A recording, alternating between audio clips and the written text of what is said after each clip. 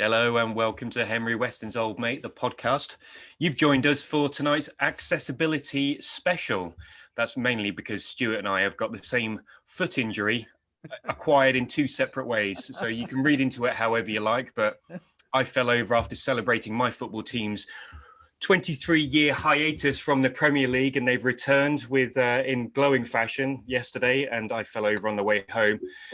So read into that how that happened. And Stu was frequenting his local public toilet and he can't walk either now. So read into that what you will. But that's not the subject of tonight's episode. And I'm not going to give Stuart a chance to retort either. So how are you, Stu?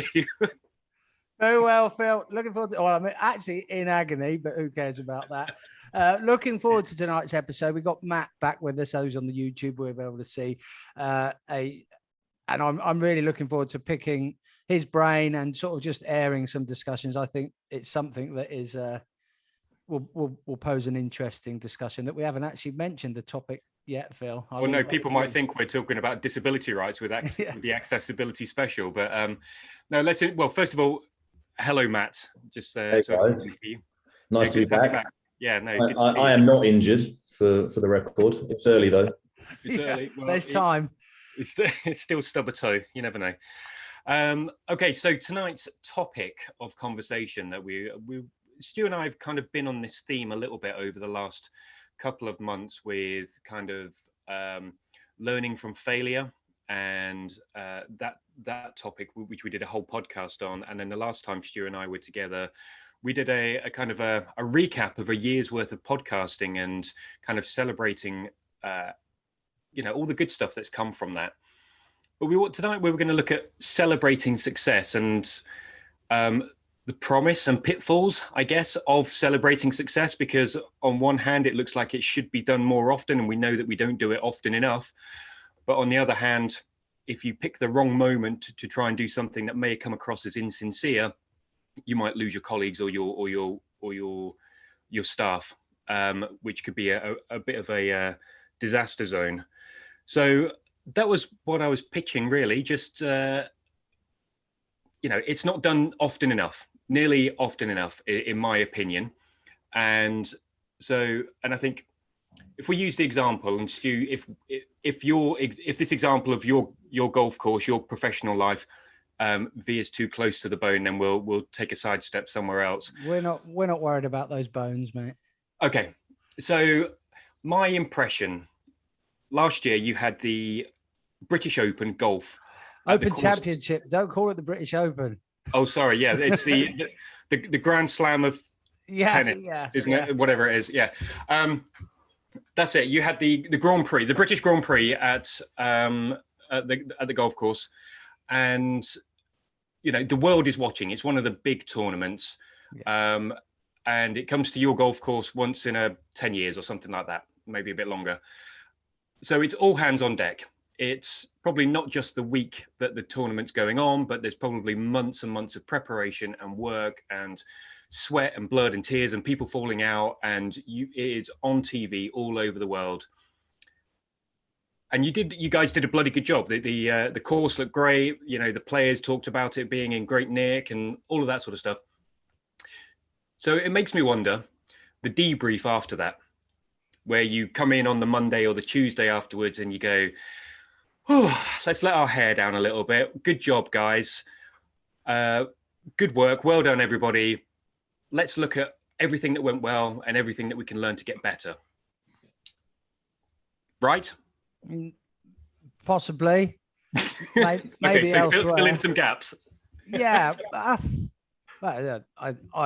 assume that doesn't happen or didn't happen, and I guess we were guilty of just going back to a busy golf course. The golf course doesn't stop. We all had 2 or 3 days off and went back to work, but we actually never circled back and really had a look at what we did well and what we could have improved on. And I would put that down to just the pace of play, really. I guess there is always time to do that, but we either chose not to, or we got beyond the point of it becoming relevant. We're nearly a couple of months away, and we'll be a year on from that. And I don't think that conversation would be worth having anymore.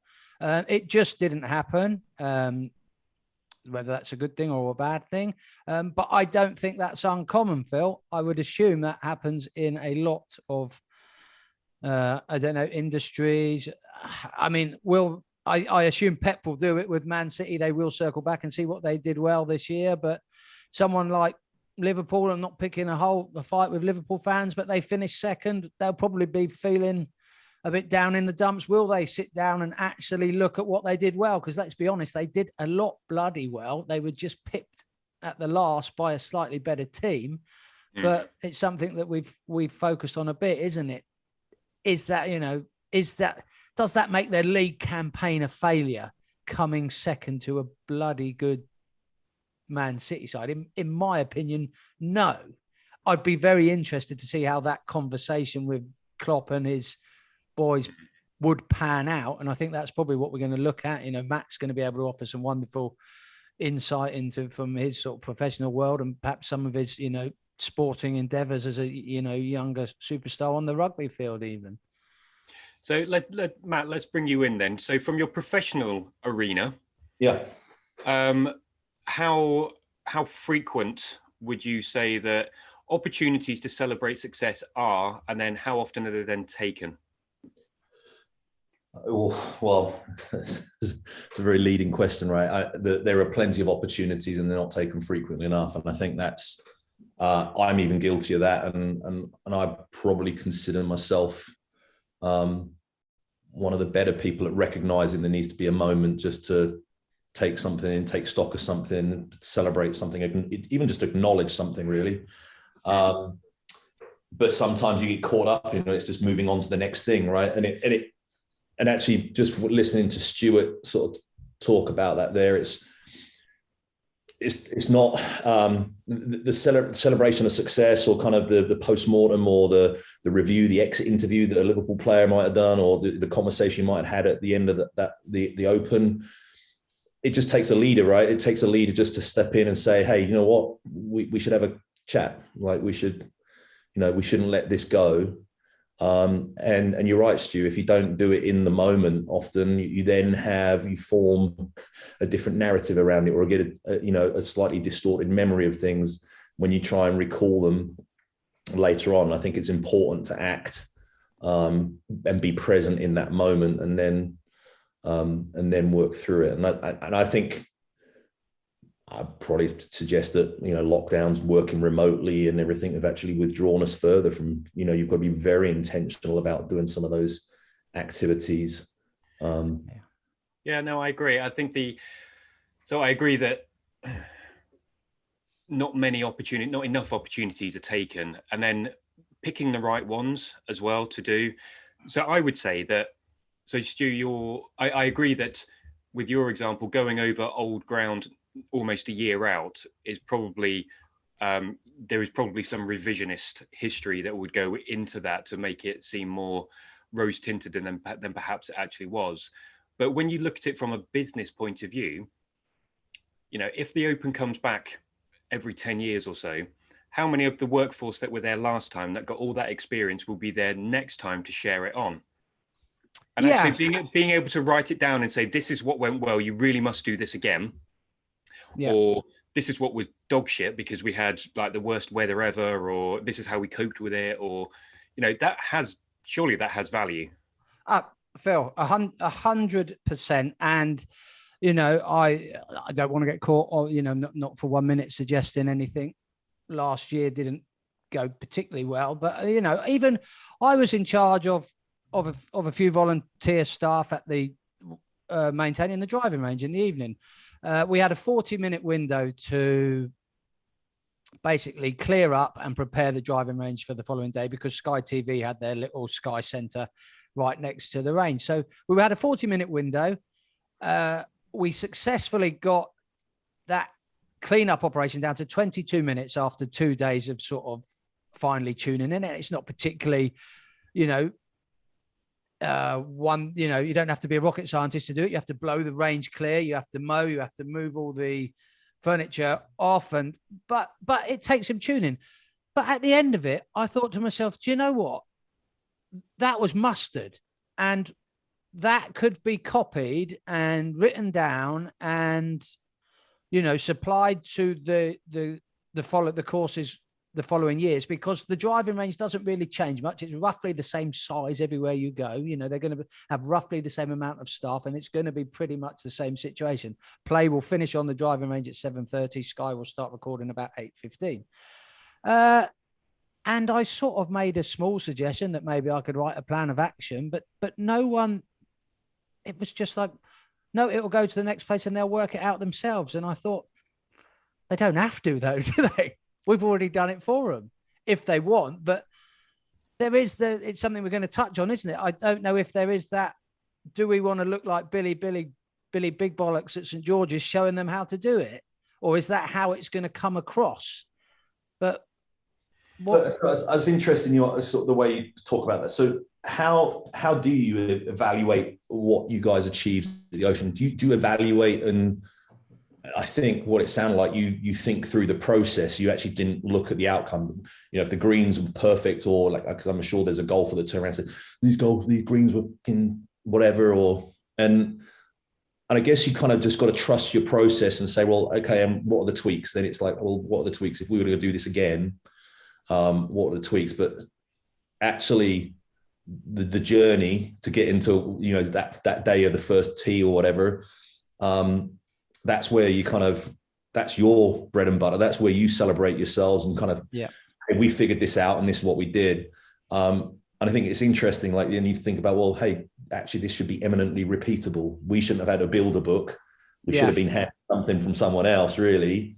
And hey, it would be great to pass something forward with something we learned that we changed, right? And it's iterative then. And I think that's it's kind of interesting. How do you, I guess I rambled a bit there, but how do you evaluate that? Do you evaluate the outcome, or do you think about how well you did in the process and how you trusted your process? Well, for me personally, I mean, it was initially our sort of volunteer staff arrived on the Saturday or the Sunday previous to the sort of first day's official play on Thursday. So, we had Sunday to Wednesday to fine tune our part of the puzzle, really. And you do sort of, as a sort of team leader of volunteer staff, I kind of took it upon myself to try and celebrate small successes and not highlight minor failures along the way, because you've got guys who've turned up, they've never seen St. George's before, they may have never used this type of backpack blower, they may be not sure how this mower starts, blah blah blah. But it was, for me, I actually enjoyed learning through the process, and fortunate enough to have those sort of 3 days to fine tune it. I mean, I could imagine it might have been a slightly more stressful experience had we only had a run through on Wednesday and they'd said, right, Thursday, we have to have this done in 25 minutes. Otherwise, you can all go home, we'll get someone else to do it. But yeah, I enjoyed, to answer Matt's question, I enjoyed the process. Obviously, I knew what the goal was, and there was a small amount of pressure knowing that, I've got 40 minutes, and if we don't get this done, the outcomes aren't going to be very good. And that's kind of interesting, because when I think about celebrating success, and I think about when things are going well, and I talk to a lot of my teams around that, think about the outcome and then work backwards from it. A lot of times we plan and work forwards to something, and then you can stumble and, well, I've got time. And then, at the end, you're going to be 3 days from deadline, rushing to get certain things. I always think about, if you work backwards from your outcome, you set your milestone. So you know what needs to be done 3 days out. You know what needs to be done 6, 10, 20 days out. So you know where you are. And then you're able to celebrate very quickly. Hey, well done, guys. We're on track. Or hey, we know we've got to pick something up. We learned something. So then it becomes a very kind of communicative and clear, transparent way of both measurement and kind of easy to kind of pick the wins and celebrate that success. So I think it's important that you said it yourself. Hey, we knew the outcome. We knew what we needed to be doing. And then building my process backwards from that outcome to know what I've got to do by certain timeframes is where the wins are, and where it makes it easy for the team to understand, are we achieving, are we doing what we set out to do, are we on track, and what have we learned, I think it becomes a very easy process then. Yeah. And I think I think had to be wary as well. And I don't want to sort of keep going back to highlighting the sort of one specific event, but going back to knowing that I had these guys had traveled a long way on their own dime to come and help us out. That fortunately their employers had given them the time off and were happy to pay their wages while they were helping us, but had to be sort of wary and conscious of the fact that, yes, it was under pressure. And as Phil said, the eyes of the world were upon us. I probably had a little chuckle there because that was a former head greenkeeper's speech to the green staff, I believe, prior to the 2003. But I had to be conscious that these guys, I still wanted there to be a certain element of enjoyment and allow them to celebrate their personal successes. Right, let's go. We've got 40 minutes, but I wanted them to try and enjoy the experience. And if I reflect on my own performance on that driving range, I'm not 100% sure I did. And that's something that I'm able to reflect on now. I think I maybe got a bit selfish and I just had that goal in mind. And for me personally, the goal was, let's get this done so I can say, look, as a team, we've done it. But I took my eye off the ball for those other 9 guys and didn't really ask myself, were they getting anything from that short 40-minute journey? So that is something I would definitely reflect on from that experience.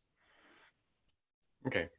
So, and then I guess we've touched on it a little bit, but in terms of celebrating success, now, there's no debate that it's a good idea and stuff gets in the way. And like you described right at the beginning, Stuart, like the day's done and you're back on the hamster wheel with all the other important stuff that's going on in the world, with work or whatever else. But there are, the way that you can celebrate success is, it's on a complete spectrum. So Matt, you use the language of post-mortem. So like a full debrief and dismantling of everything that happened and pull at the bones of it all and really celebrate every minutia.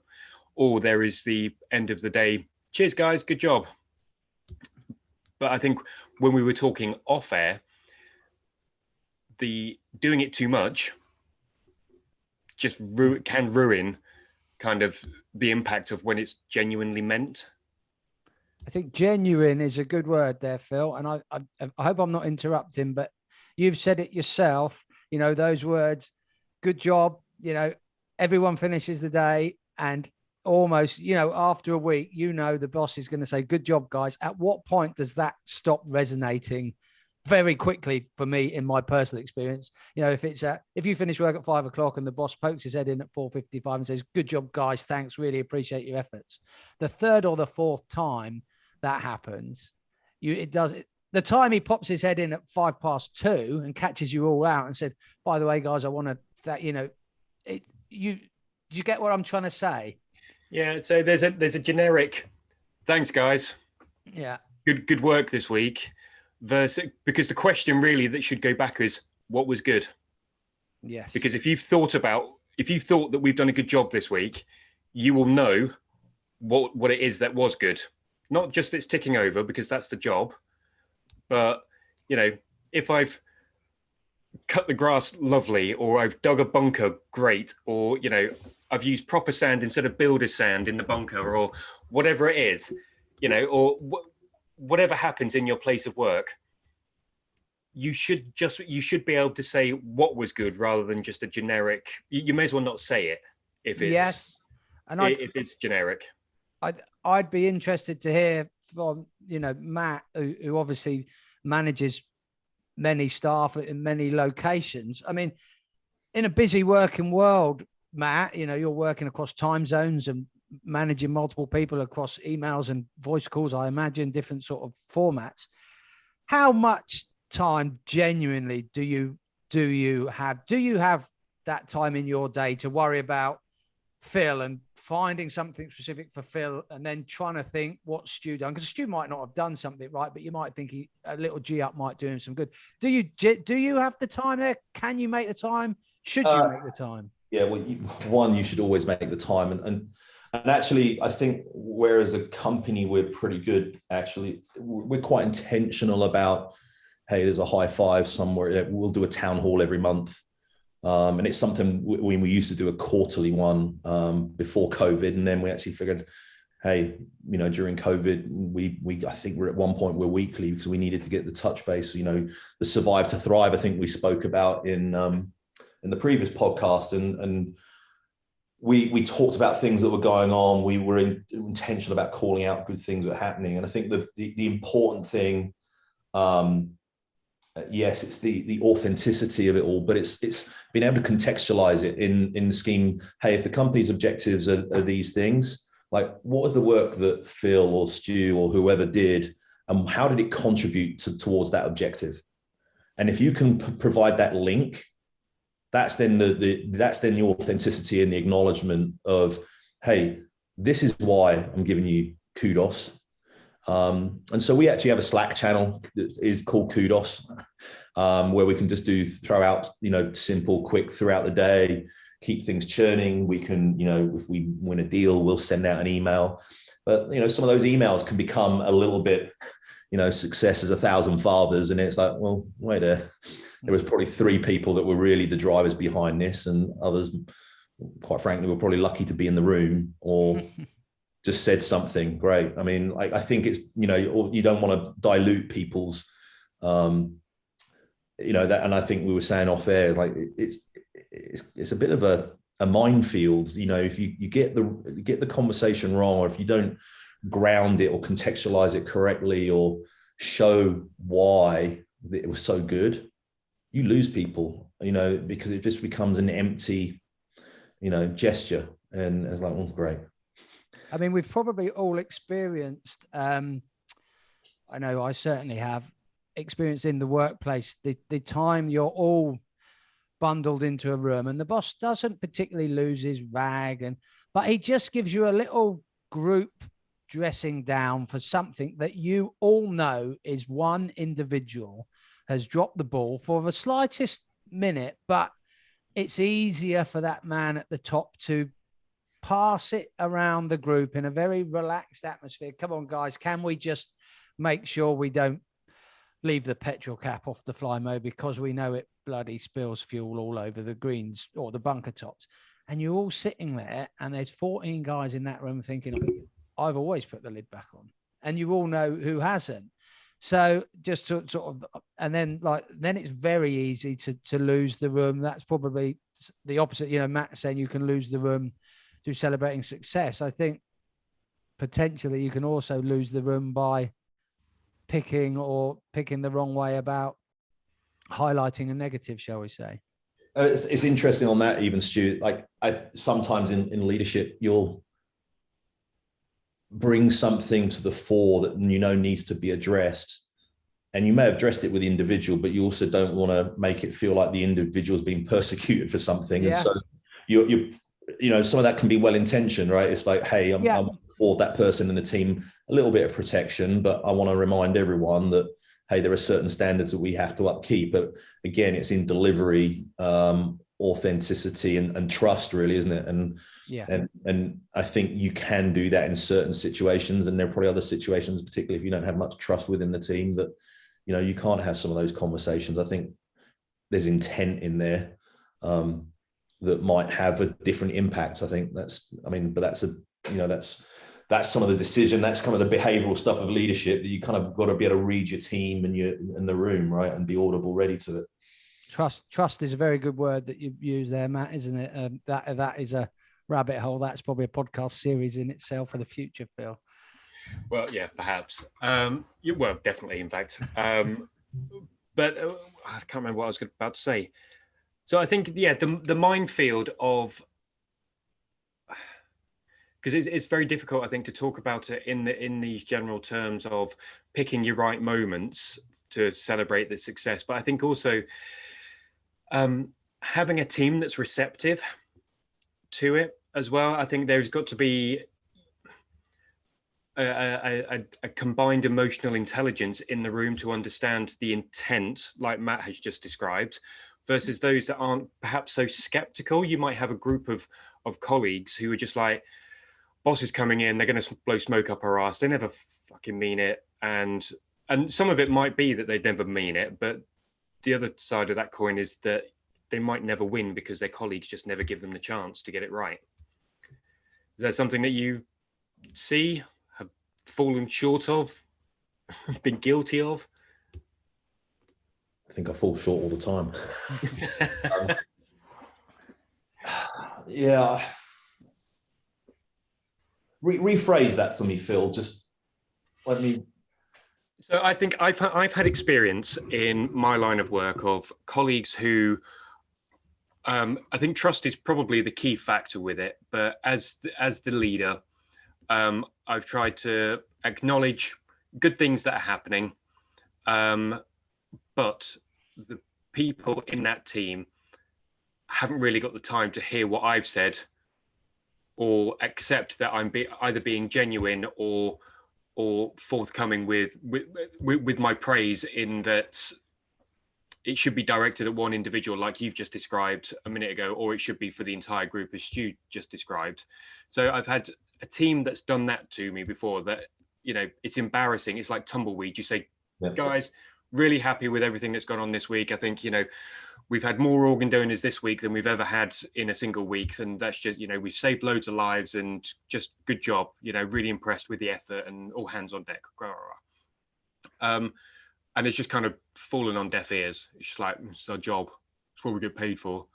And then on the other side of the coin, I've been part of a team where, you know, the shit has really hit the fan, and we've been able to do a bit of a debrief afterwards and able to call out, you know, where I've been inspired by colleagues and they've taken it as it was intended. Yeah, so the things going well because they should go well because it's our job. It's like, you know, the peacetime leadership, and then, you know, then it's the battleground leadership, being in the foxhole and you're solving stuff on the fly, and it's exhilarating for everyone, and they're outside their comfort zone, they're making decisions, and where we kind of reveal something to ourselves and to others, right, without, you know, even thinking about it. We just kind of unconsciously, subconsciously go into that. It's difficult. I think and again, you know, we've been a very much remote these last couple of years with work, and yeah, I think there is a healthier skepticism within some teams, right? Well, you know, well, it's our job, that's what we do, it's this. And even to cynicism, and what's the term that we sometimes use at work is that, you know, you might even have some onboard terrorists of, you know, the things that you want to achieve as a company, because, you know, they don't like change, they don't like, you know, the decisions that have been made. They feel like they should be consulted more on some of these things, and that they don't like the speed at which things are going. And so it's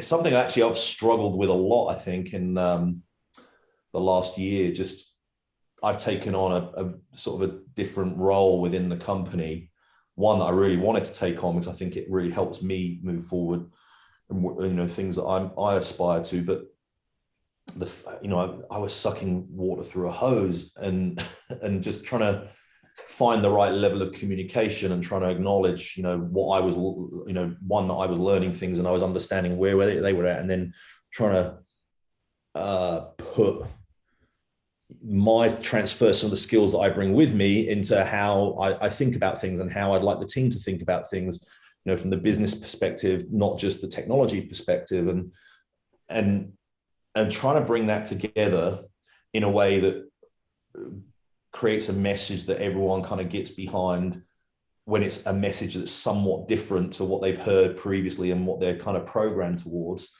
I think it is tough. And then, you know, that's when you can find people. I found people sometimes being a little bit stubborn, I think, is, you know, or others that are like, oh, refreshed. And then it's trying to find within that dynamic, then, okay, how do I reach that person, as opposed to people I might have called converts or something, you know? It's, yeah.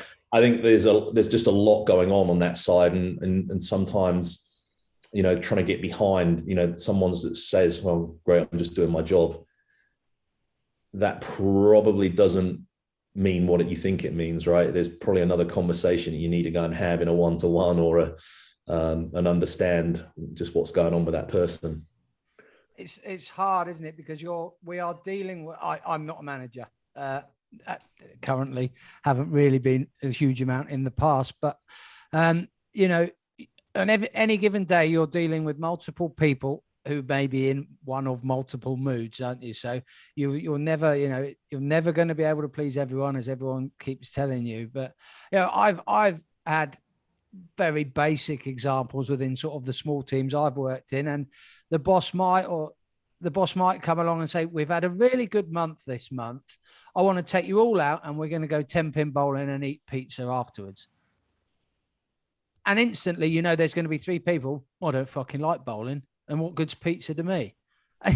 You know, that's human nature, isn't it? And you can't please everyone.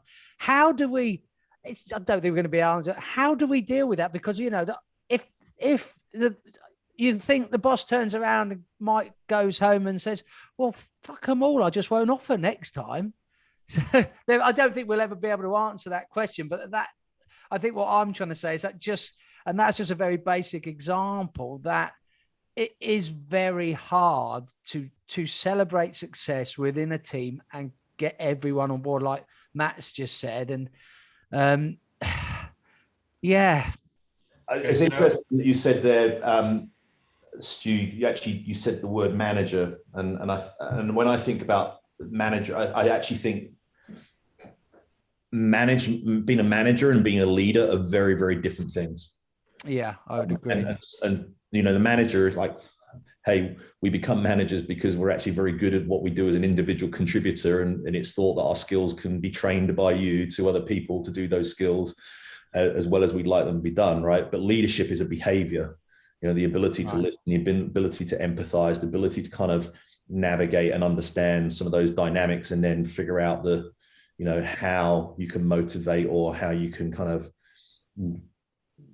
you know, get that trust to, you know, to share a communication around why are things like they are, you know, and never trust anyone that doesn't like pizza, right? But I wouldn't trust anyone or anyone who orders it. You know, I see that, and you know, because often, like, hey, the biggest, easiest ways to celebrate, hey, let's go out for a drink, like, so.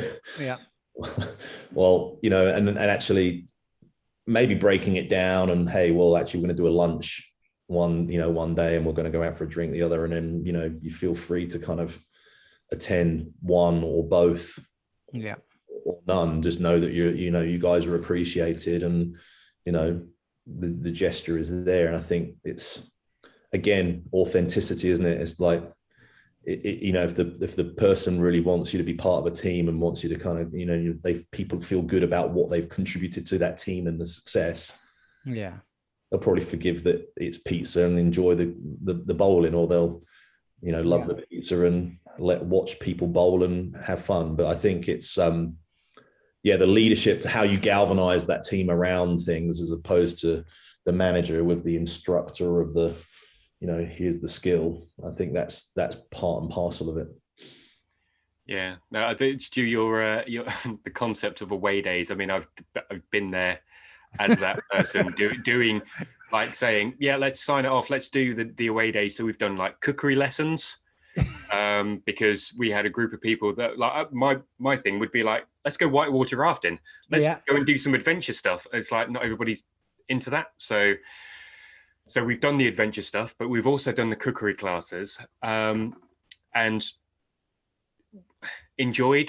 people enjoy in the moment, but then don't necessarily take and gesture is the right word.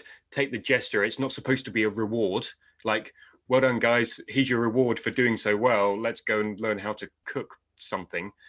But like, you come back on Monday and it's all the same. It's all the same. And actually, there's some smaller things that one of my colleagues hit the nail on the head with a great day out. They took all their colleagues on a team away day to the Guide Dogs for the Blind training centre, and just got to play with puppies all day and teach them how to kind of, not those sorts of puppies, you filthy. No, you weren't there. Oh, it's just me then. But you know, they had a great day. did something meaningful as well, because they contributed to those dogs' education, and everyone was talking about it for months later as a, you know, what a great memory, a good time, that, and like good team building stuff. And humbling, right? And it's just great that you kind of put yourself in a completely different environment. Like, I mean, that's incredibly imaginative. I'm actually going to take note of that one. Yeah, no, it's a good one, isn't it? Yeah, and I think I just, as you were saying that, Phil, and you were discussing, you know, you've been there and you've organized it and some people aren't happy, and then you have the occasion, you know, the occasional one where we're not quite sure what to do. Let's just put 50 quid in everyone's pay packet and say thank you for your efforts. And that backfires as well. Because, I'd rather, well, they could have taken us to cookery class or something. That would have been fun and imaginative. So, yeah, you're never going to please them all, are you? But like that, I mean, like Matt just said, I mean, it's when you mentioned the guide dogs. I mean, yeah, Matt said humbling. I mean, I was thinking that must have been grounding was the word I was thinking. That must have really, I mean, because there is something like that. There is, you know, there is a deeper meaning to it, isn't there? These dogs are obviously being trained to support people who need their help. Yeah, so exactly. What a wonderful idea. I mean, well done, Phil, for taking your team on that guide dog day. Sadly, not mine. I wish I had. But I think, I think some of it again is just the complexity of having a team where everybody has very different interests, and, you know, one-to-ones and making that personal connection are the things that really make the difference, because then you can really, once you know your individuals, you know your people and what makes them tick, and have those open conversations around, you know, what their preferences are, whether it's, you know, with regard to communication, how they like to relax, you know, getting to know them from a family point of view, those sorts of things. Then you also then endear their trust and support when it comes to, you know, the good and the bad, the good times and the bad times. So whether it's learning from a serious incident or failing, or celebrating big successes and doing it properly. Yeah, I mean, I'm going off course of fraction here, but going back to when I made that misfortuned type try at getting a degree, my teaching degree, one of the first things we were taught was, you know, whether you're primary school, whatever setting you're in, you know, you need to identify how that child, because it is obviously a child at that age, how that child learns. Because until you understand how that child learns, you might not be able to teach them anything for the 5 years you've got them in your school. And I think what you're saying, Phil, and what we've discussed here is further on, when that child becomes an adult, you know, the likes of all of us, we need to then find out what motivates our colleagues, our friends. You know, it doesn't have to be in a work setting, does it? You know, I need to be a good friend. I need to know what motivates you, Phil, because if I don't understand, if I've got a nice idea to send you a nice gesture in the post, if I actually don't understand you and send you something that is of no value to you, it might have good financial value, but if it doesn't sit well with you, then I might as well not bother. So really, we do, you know, I suppose we all have a duty to try and understand everyone as best we can.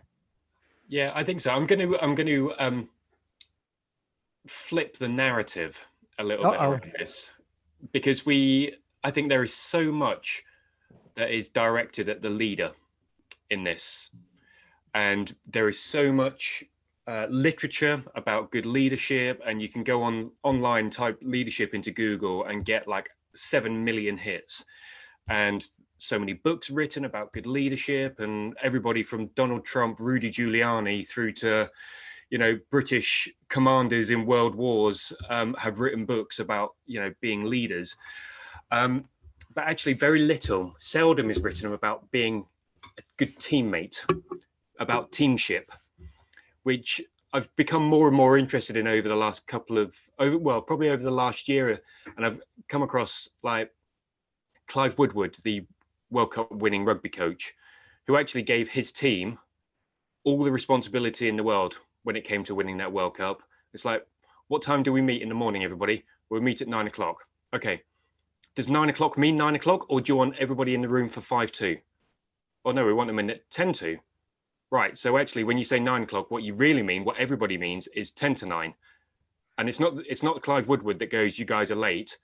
It's the likes of the personalities, the leaders, the influential people in that team saying, you're late. 8 minutes too is not good enough. And holding each other to account is good teamship. There was another great example when it came to the moon landings, a great podcast released last year or the year before on BBC Sounds. And they got the brightest minds in the world together for the moon landings. And they put all the responsibility on the technicians. And they were like 20, 21, 22, 23 years old, all responsible for, if it all starts going wrong, you guys are the ones that know how to fix it. You don't need to ask permission about, when they had that 45-second gap of communication failure and kind of pressure building in the landing. It wasn't the 17, 18, 19, 20-year-olds going, Captain, what do we do? It's like, you guys know what you're doing. Fucking fix it. Get these people on the moon. So I think that while I completely take the accountability and responsibility in a leadership role, I don't think team members take the same accountability sometimes in their role in building and sustaining a great culture.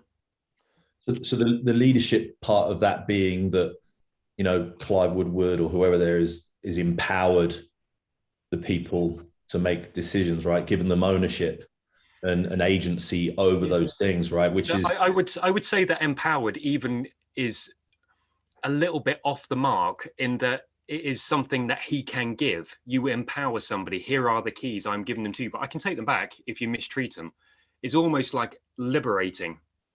Yeah. Yeah, and this is something. It's a great point, Phil, and I'm hold my hands up for many points in my career as a team member, sort of sitting in those sort of middle of the ranks, have been guilty of not necessarily sabotage, but guilty of not being as good as I could, or perhaps not even acknowledging that I had a role to play within that team, but from a different angle, and being guilty of sitting back and saying, well, if it all goes wrong, it's the boss who's going to cop the flak anyway. So yeah, your point is a wonderful one, and I guess you could, like you say, so many great minds have written so many great words about it. We are all responsible in a different way, aren't we? And I think I have probably been irresponsible in some of the things I've said in this short podcast. That, yeah, I haven't. Perhaps we don't put a focus enough on those members below the manager. I think there's like the most obvious example of kind of what you've just described. The leader, the manager will his head is on the chopping block. Is in sports, isn't it? You see a team underperforming, not doing great, you sack the manager. Yeah. And then the next guy comes in, or the next woman comes in, and they might do a little bit better, but it's the same people. So what's going on? Sometimes it's an immediate response. So it's kind of like you guys just weren't working hard enough. You weren't doing something as well as you are now. And there's no other reason for it other than you want to impress the new person. Yeah, if we were a really fancy podcast, I would now sort of cut in Roy Keane's 1.5 minutes talking about how they've thrown previous managers under the bus and they're going to throw Ollie under the bus. That was quite a powerful sort of speech or brief talk he gave on Sunday Football, didn't he, a few months back? What is it? What, I don't know. Are we able to answer it? What is it? Is it purely wanting to impress the new manager, or is there something more? Is there actually a case of right now he's gone, let's show everyone what we can do? Or I don't know the answer to that, but it's commonplace, isn't it? Is some of it not like clarity around objectives, you know, as a business. Like if there'll be some, you know, some people on your team, or, you know, well, what do I need to do then? Tell me what I need to do.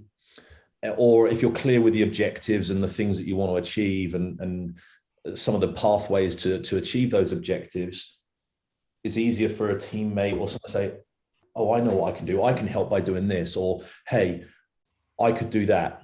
And that would be the impact. You give people the sort of the vision and the clarity as to how they can see their contribution and actually recommend their own contribution, as opposed to just wait to be told, oh, well, this is what I'm going to do, and I'm going to be the, you know, that's my role on the team, and great, I'll do that.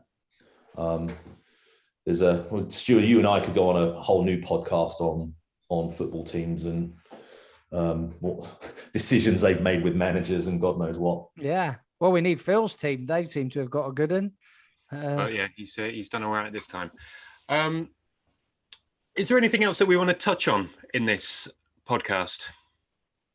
I think Matt said at the start, there's so many rabbit holes you could go down. And I mean, I love the idea of not today, but I love the idea of sort of looking deeper into sort of the trust element of things.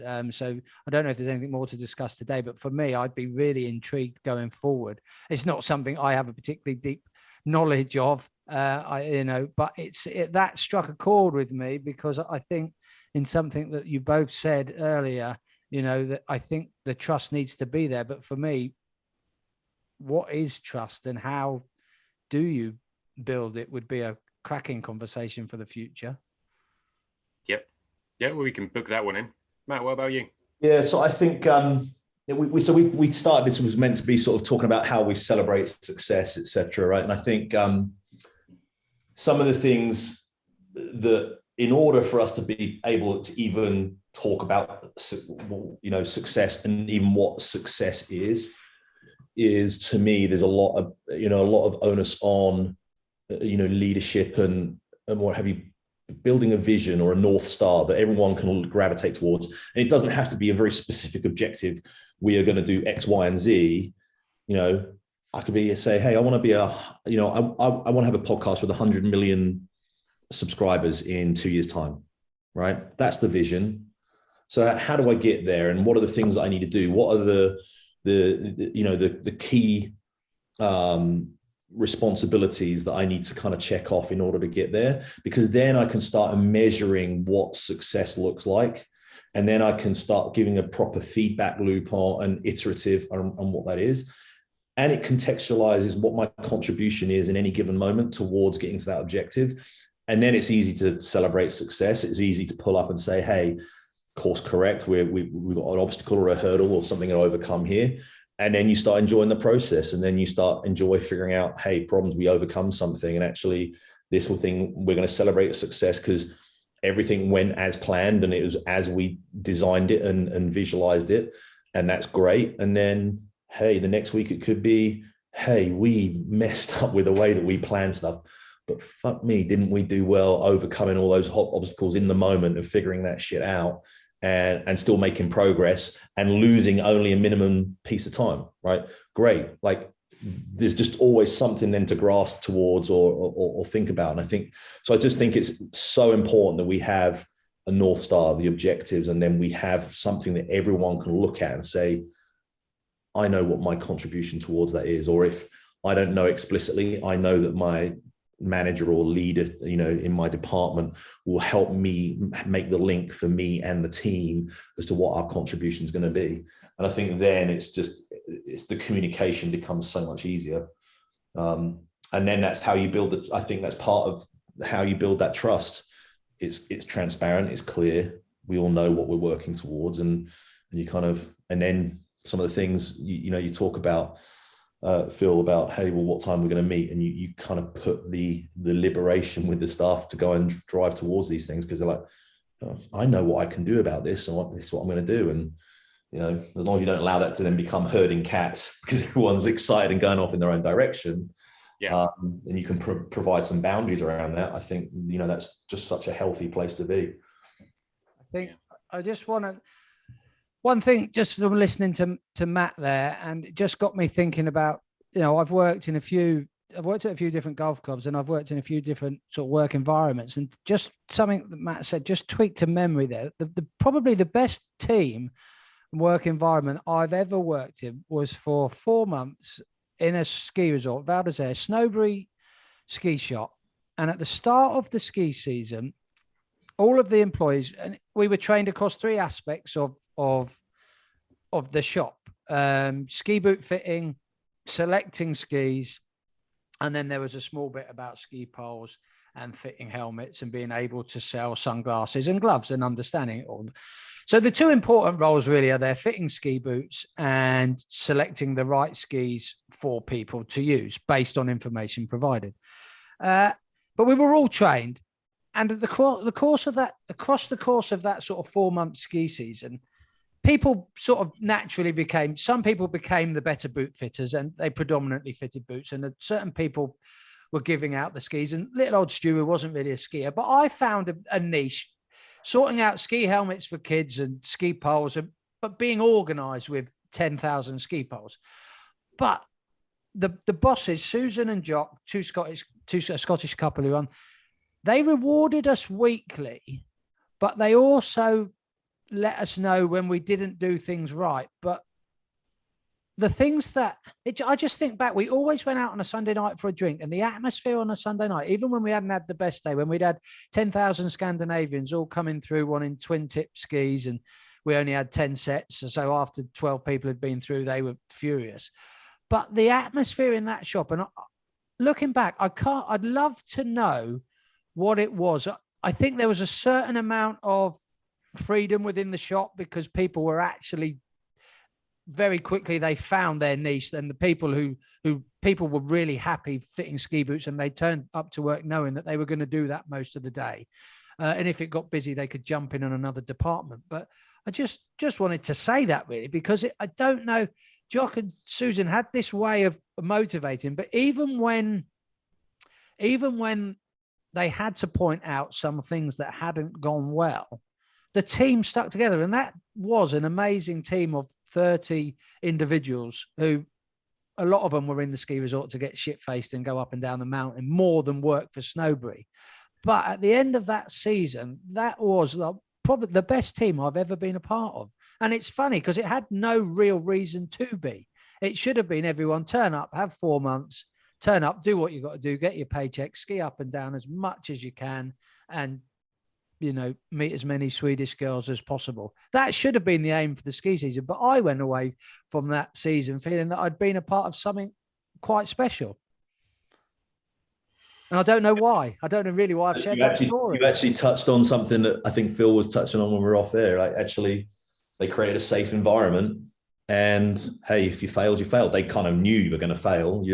Like you said, you're all kids. You're out there to get hammered and have fun. But they're all, the objective of the team is, hey, look, or the one rule I guess they had is, hey, if you're going to go out with the boys and girls, you come in with the men and women, or you're going to, hoot with the owls, you better soar with the eagles the next morning. So, if you're living up to a standard, and then, hey, they're empowering you or liberating you to kind of figure out how you just went and figured out what you were good at and kind of where your role was in the team. But they create a safe environment, and creating a safe environment where you can fail.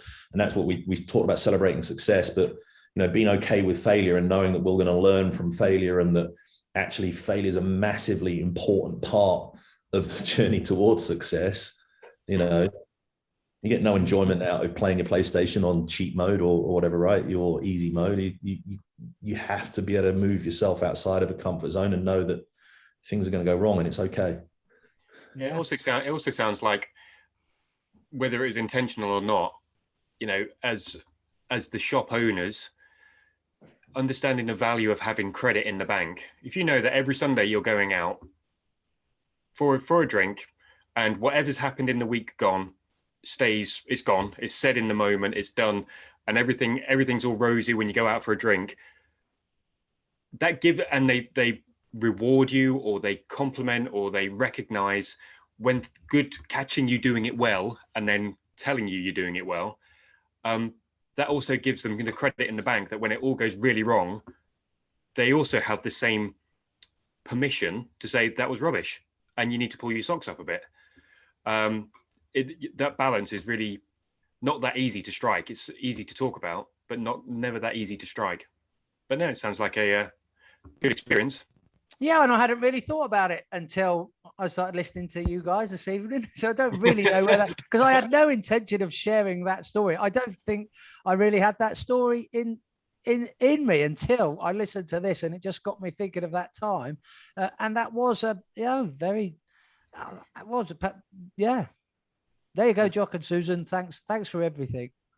So, and another one to add to the podcast episode list is the Swedish girls stories. We'll go there. Yeah, right. We can tell a story. Yeah, Scandinavians in ski resorts, they don't wash as much as they should. That's not going to make the edit. Okay. Right. Okay. Let's draw this to a close. It's been a good evening. I think we started off with talking about, like Matt said, talking about celebrating success, but in isolation, it's not an easy conversation to have because you've got to draw on all those moving parts that make a team and a leadership and kind of all those trust elements and stuff. So we've kind of touched on a few bases, but I think it's been an interesting discussion. So yeah, Matt, thank you very much. Good to see you. Thank you guys. Good to see you guys. Let's run some like, rates, reviews. I forgot it at the beginning, didn't I? Yep. If you're watching us on YouTube, just like the video and subscribe to the channel. And if you're watching us across Apple, Google, Amazon, or Spotify, we're on all of them now. Please scroll down below the list of episodes on Apple and give us a 5-star review. And if you're on Spotify, just on your phone, top right-hand side of your phone screen, there's 3 little dots. It'll lead you to it'll enable you to rate the show, and you could give us 5 stars in there, and we very much appreciate it. Don't forget the Buy Me a Coffee page. It's available if anyone wants to make a small financial donation towards the future of the podcast. That's me. There we Not go. the future. That's me finished talking. Sorry. Okay, that's all right. Okay, well, and then that's us for this evening. So, Stu, I hope your ankle gets better. I know you've got a big run coming up in a few weeks, so hopefully 19 days. Not a good time to get an injury.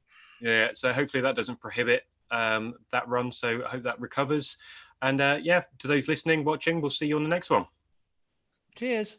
See ya.